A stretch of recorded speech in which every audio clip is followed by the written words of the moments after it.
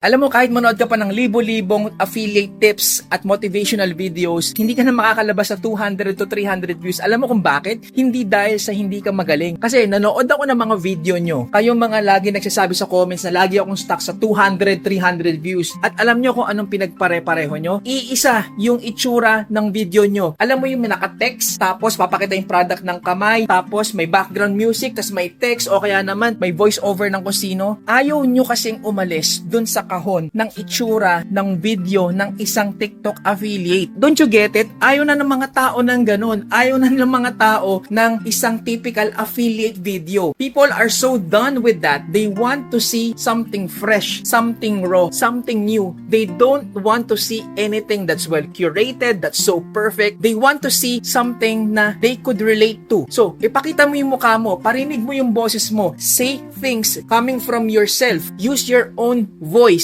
Huwag kang matakot. People will accept you for who you are. Walang problema. Don't play it too safe. Embrace your imperfections because your imperfections are your true sources of strength and your uniqueness. Yung kinakahiya mo, yan yung magpapalakas sa'yo. Pare-pareho kasi yung mga video nyo. Kaya ayaw na yung panoorin ng mga tao. Iisa yung itsura, iisa yung background music, iisa yung text. Once and for all, kumawala ka na dun sa kadena ng itsura ng pare-pareho nyong video. Again, this is not to make you feel bad, but this is to let you know that you are in charge. You have the whole world in front of you. Don't limit yourself. Whether you are an affiliate or kahit anong type of creator, now is not the time to play it safe. Now is not the time to be like everyone else. Now is the time for you to show who you are. Now is the time for you to embrace your imperfections. So parinig mo yung boses mo, pakita mo kahit pangit yung background mo, embrace your voice even if it sounds squeaky, that is okay because what's important is that